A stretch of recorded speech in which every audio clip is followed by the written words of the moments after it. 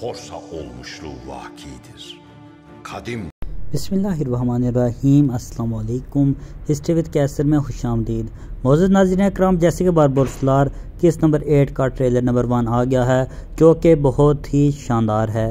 आने वाली एपिसोड में हम नए अंदाज में अरूज बाबा, हिजर और अलियास को देखेंगे।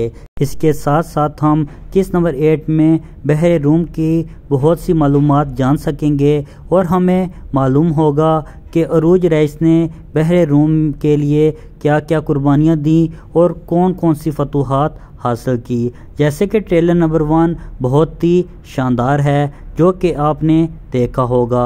आने वाली एपिसोड बहुत ही शानदार होगी। इसमें हम सुल्तान मोहम्मद फ़ातेह को भी देखेंगे और हमें बहुत सी नई चीज़ें भी देखने को मिलेंगी। तमाम तरह अपडेट के लिए हमारे YouTube चैनल को ज़रूर सब्सक्राइब कीजिएगा।